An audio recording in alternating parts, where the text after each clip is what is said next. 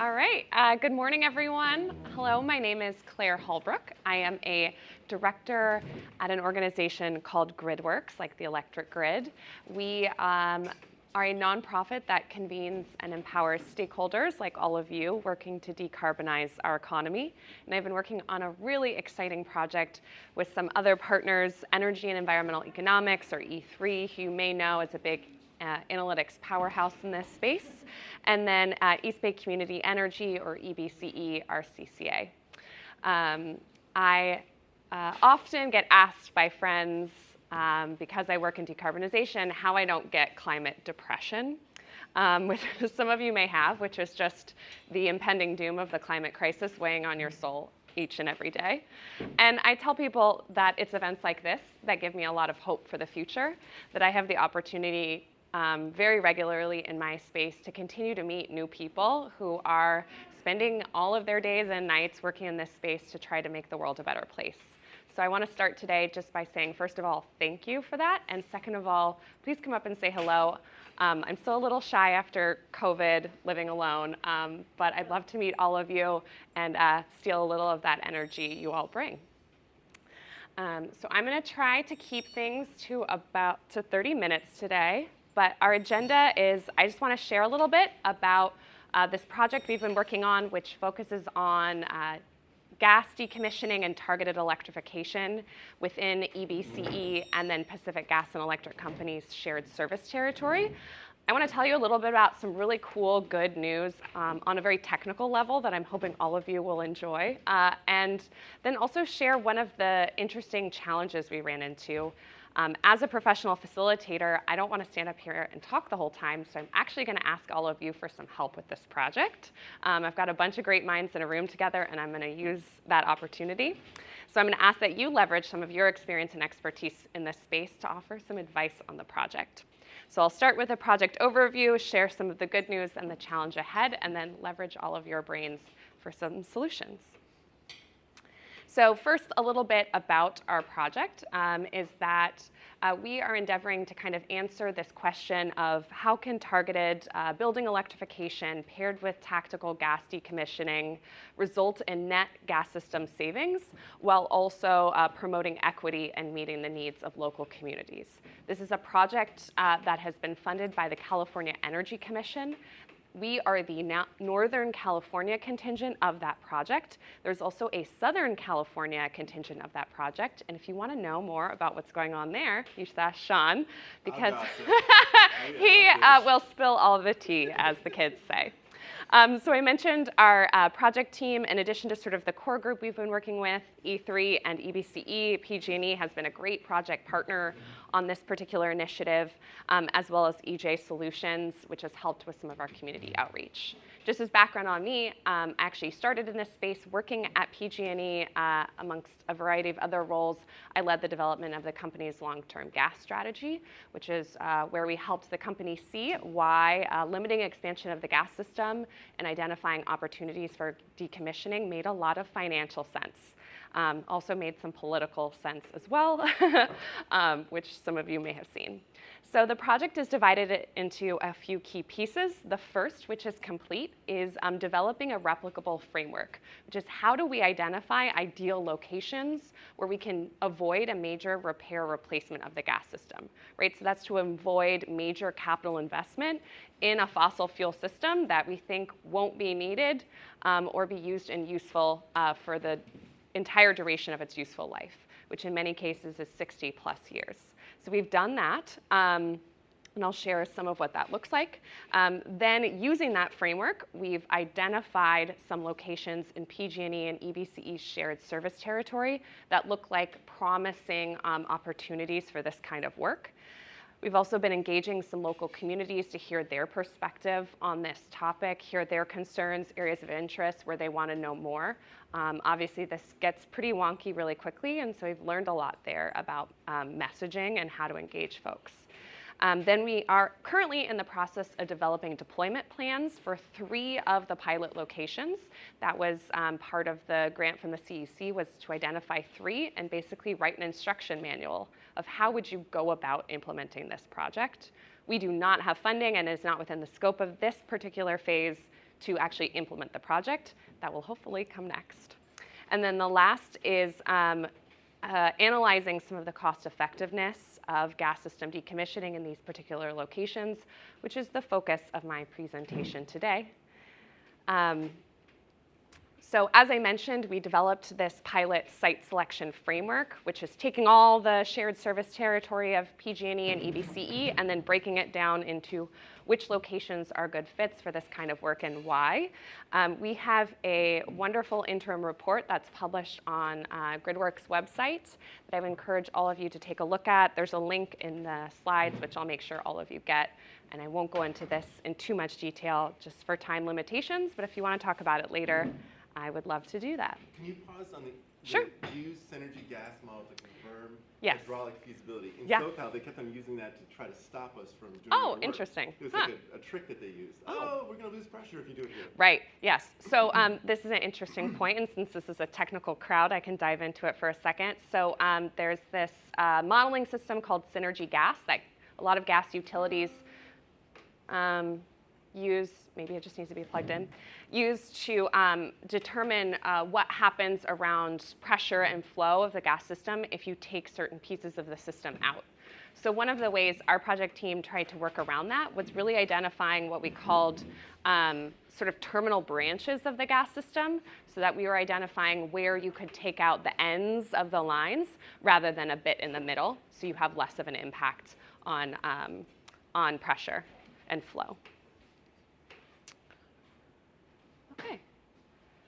All right, so of all of the areas we looked at, we identified 11 potential candidate sites that appeared to have the benefit of avoiding a major capital investment in the gas system with enough notice, which is a real challenge. It can't be one that has to be repaired or replaced next year. You're not going to be able to scope and implement a project in that time frame. And then that were hydraulically feasible with the gas system. So you can see our 11 sites here on the map. And then we went through the process to prioritize which 3 sites we are going to develop deployment plans for. You can see those sites C, F, and J that are labeled in yellow on the map. One is a urban disadvantaged community, or DAC. Another is mixed-use buildings, both residential and commercial. And then the last J there is a suburban community in San Leandro. So our pals at E3 performed some very technical benefit cost analytics. And one of the reasons for that is our assumption, and I welcome pushback on this assumption from many of you, is that there are going to be limited resources and funding for these kind of projects well into the future. And that we're not going to be able to do every single project that we identify just in general, but also we're not going to be able to scope them, implement them before that repair or replacement project needs to be completed. They can't wait indefinitely in line, essentially.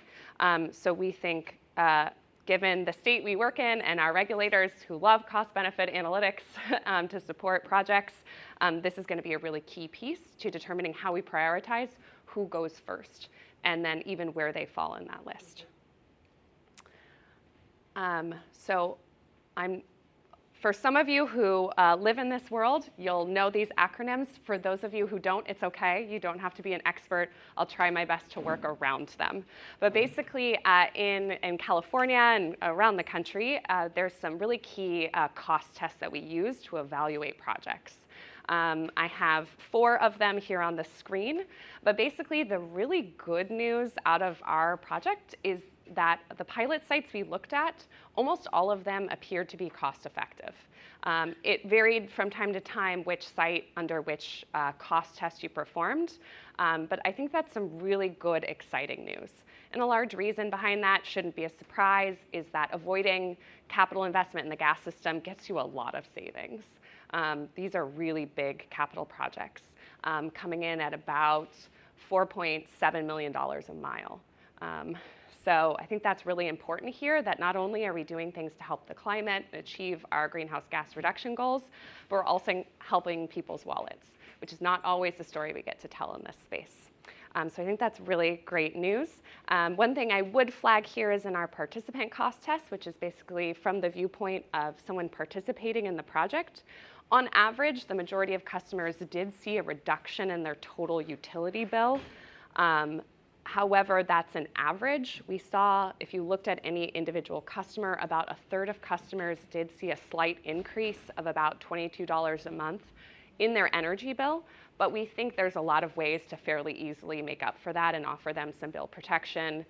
Part of that is because electric ratepayers are seeing a huge benefit from this growth in electric load, and because on average there is that cost savings, you could potentially pass some of the larger cost savings on to those who weren't seeing it.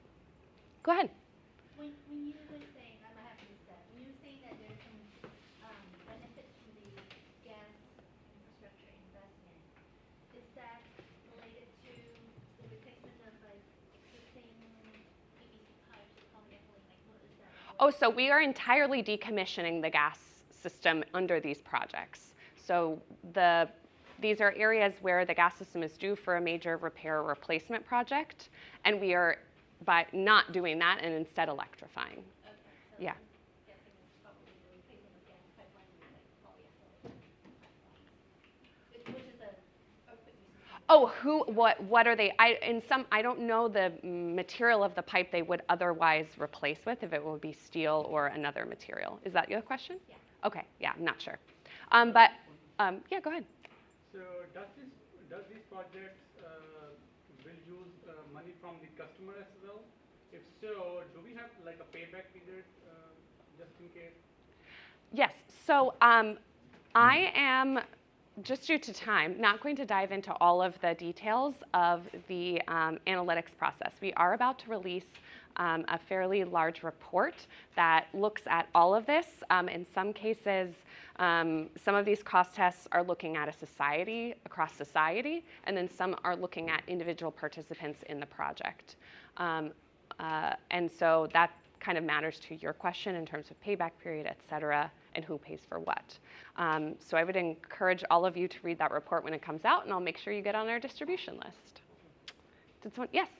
So on the societal savings, but are there losers and winners among the three participants, the energy provider, the CCA, the electric utility, and the gas utility? I mean, is the gas utility like losing tons of money, the electric utility making tons of money? I mean, societally it's a benefit, but is there winners Right, and so losers?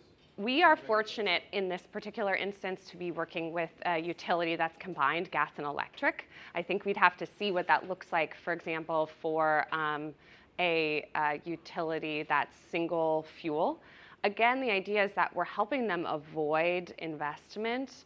So ideally, we're saving them and their ratepayers money. So that's what's actually interesting here about the RIM test, which is the ratepayer impact measure. Gas customers are seeing a big benefit by not having to pay for that capital investment. And depending upon what you assume about gas usage, that you run a risk of that asset not being fully paid off over time. Does that? Because the utility makes its money building infrastructure. So Correct. They're not getting a return on investment, but they're also not running a stranded asset risk either. So there'd be some discounted cash flow over 20 years. Yeah. So some of that piece is covered in the report. It's just not quite out yet. Yes, Pete. A subset of that is in Long Beach, we have municipal utility for gas, not for electricity. So it is a single service utility, but it's owned by us. And so I'm hoping that we can implement this there. Do you know Great. percentage of the utilities across the state or utility customers that are served by maybe gas versus? Oh, that are under single fuel versus dual fuel utilities? Yeah. I don't know that off the top of my head. That might be an opportunity, and some of those will be resistant anyway because. Yeah. Thanks. Well, hopefully, take a look at our interim report and our final report and some of the work on this. Hopefully it tells a story about how there's a lot of benefits for the majority of people involved. So I am going to jump to an interesting observation that we made in this project. I don't think it should surprise anyone, but it didn't immediately come to mind.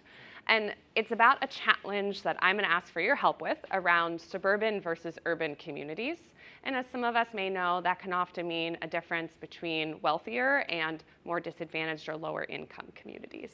And so it's the fact that, so we have costs, the cost of a project, the upfront electrification costs. If you have a more dense community within your pilot, that means you're going to have to spend more money. There's just more customers to electrify, more homes and buildings to upgrade, more appliances to replace than you see in a less dense community. However, the benefits scale per mile of pipe rather than per customer. So it's more about how many miles of pipe you're avoiding, repairing, or replacing than the number of customers you're converting. So what that can mean from a financial impact is that in suburban, less dense communities, you're going to more likely see net benefits. And then when it comes to your more dense urban communities, you're more likely to see less net benefits than a suburban community, or potentially net costs. So what happens is all of our traditional cost effectiveness framework tests we have that we use in this utility space are going to bias you in your prioritization to putting suburban, less dense communities first. And there may be a reason for that. They are more cost effective. There's less people to convert, less dollars to spend. But I think that would be a real mistake for California policy if we didn't think about some of the implications there and try to find some remediations, either through directly modifying the type of calculations we're performing or adding some additional criteria to your prioritization process. So I think there's a really interesting observation and a real challenge that we face, but also potentially not a unique challenge, and something some of you may have encountered as well as you've thought about cost effectiveness of the work that all of you do, or needing to prove cost effectiveness to the regulators you work with. So I would like to hear from some of you. Yes, go ahead. Sorry, when you're saying it's more costly for a more dense area, is that per like physical area or per unit, per home? So per project. So if you're looking, we're going to say decommission this segment of pipe. If you have fewer customers living along that segment, you're going to have fewer costs that eat into those benefits. And if you have a more urban community surge off of that pipe, you're going to have more costs associated with electrifying those folks, so you can decommission that. So it's piece per of area, pipe. but what about per home? Right, so that's a great idea. You're getting to just a second. But if you look at the total cost of the entire project, you're likely to see this problem. But you could splice it a different way, which is great. All right, yes. So what are you actually seeing as like real world costs? Like Yeah. Just Yes. taking it high. So like I know Right. in my scenario where we have an old housing stock, a lot of homes require health and safety, we call it measures, and so therefore I would know that yes, that's going to make it cost more, and so it's not necessarily that you're not going to get the values that before you even start to tinker with the cute Yeah. electrification items, you need to address those health and safety issues, and Yes. that could be several $1,000s. Yes. Depending on the homes, and so that's why that might be the case. Well, so you are actually highlighting how that can make this situation even worse, is that if you're going to say correlate, all right, there's a more dense community, more likely to be low income and have housing stock that needs major upgrades to meet health and safety standards that either are enforced or we just have as a society, and to make them livable, you are going to incur even higher costs to do that before you even start talking about electrification. Our project is just looking at those electrification costs. Our deployment plans do address the challenge of funding homes for, say, mold or lead remediation, weatherization, and really needing to look at a whole home upgrade rather than just from the electrification lens. But the cost effectiveness does not include those. Yeah. But you also have an additional problem, the split incentive, because of the building owners and multi-unit are not interested in doing Correct. this. They are not Yep. getting any advantage, it's the tenants. Yeah. So I think to break through that, you need a separate strategy, sort of an on-bill strategy for tenants. Otherwise, they will never want to participate. So they'll always be fighting you. Yes, so the question of how to get people to participate in these projects and how much of an option they actually have is certainly a topic that we address a bit in the report, and is certainly part of the cultural zeitgeist of people working in this space, for sure. Yeah. Thanks.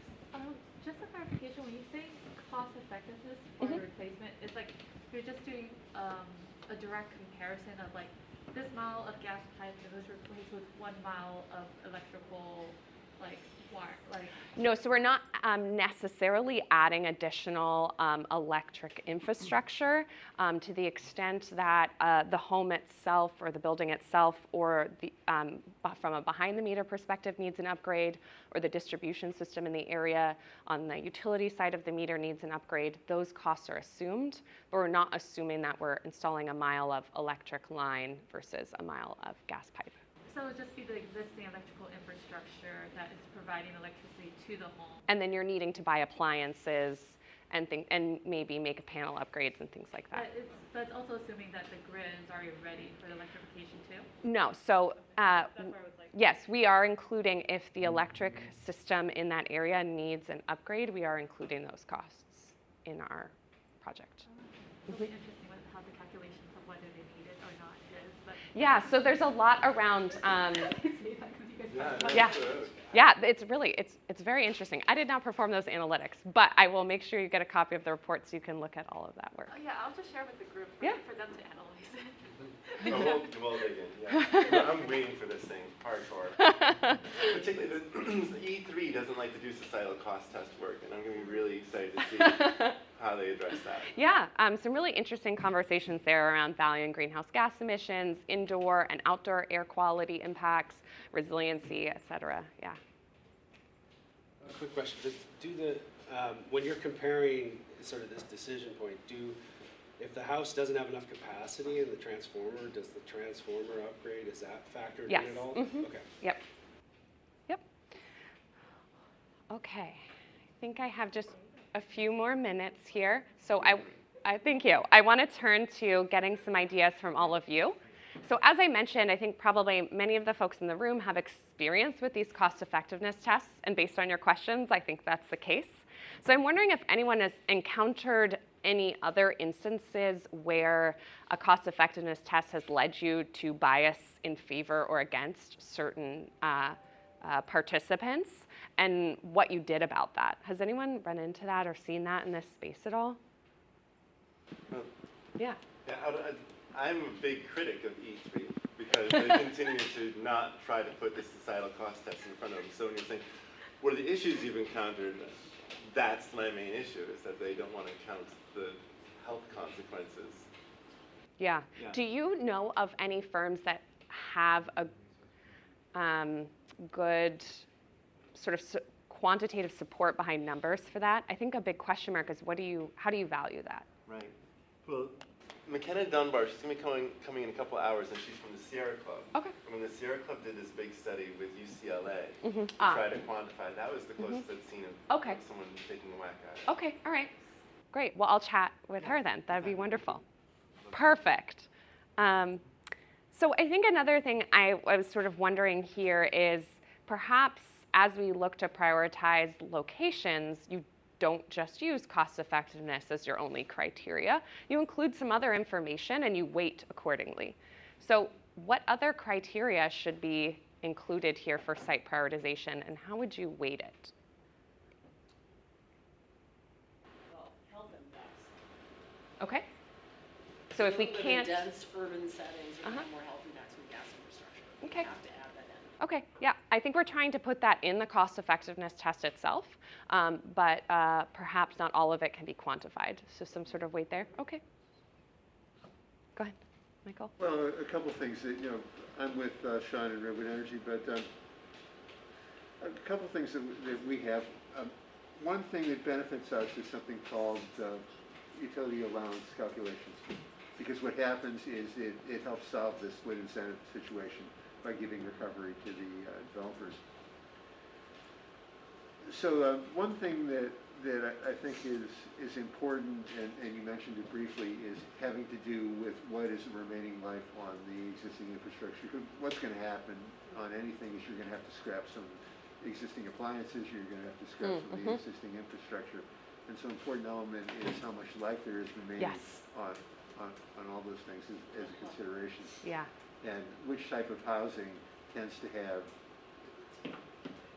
or what neighborhood is going to have older infrastructure that's going to need to be replaced earlier, and how you you value those things Yeah. in making your decisions. on Yeah, what to- I think that's a really important piece here is as you look at an appliance that needs to be replaced, it likely is going to need to be replaced at some point. So how much life is really left on that appliance, and are you replacing something that still has 10 years or is going to be replaced in a year anyway?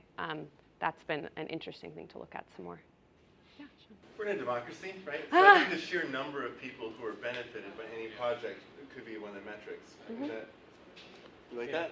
All right. Do you want to add anything? Yeah, this is the line that I was going. You might not be able to, parsing hairs to how to value health might be one thing, but Yeah. just counting humans, Right?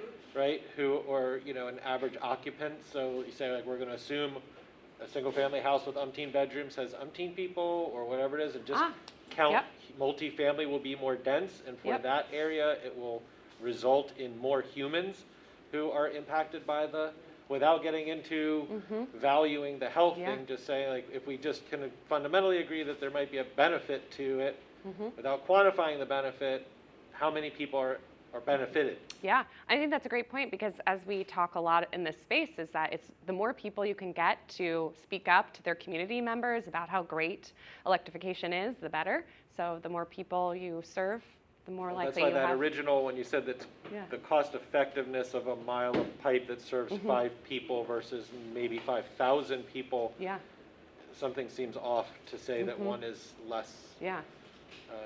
Well, and that's divided by homes, not necessarily people. So you're right. Even if you're dividing by homes, you might have multiple people in a home. So that's great. Thank you. Just two.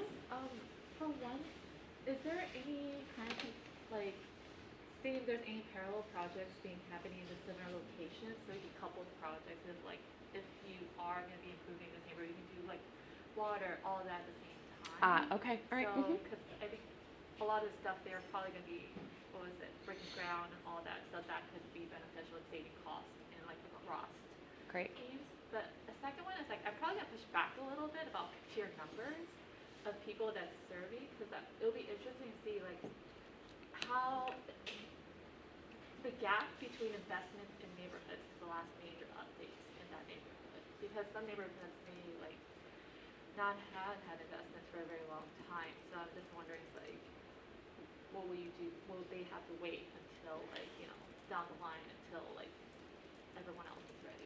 Yeah, I think a real big problem here that we're running into is everyone comes into communities with their individual pilot project that's focused on something very specific, and we continue to perpetuate and allow this historical disinvestment in these communities. And we can certainly be a messenger for the need for this whole home focus and upgrades to make homes livable.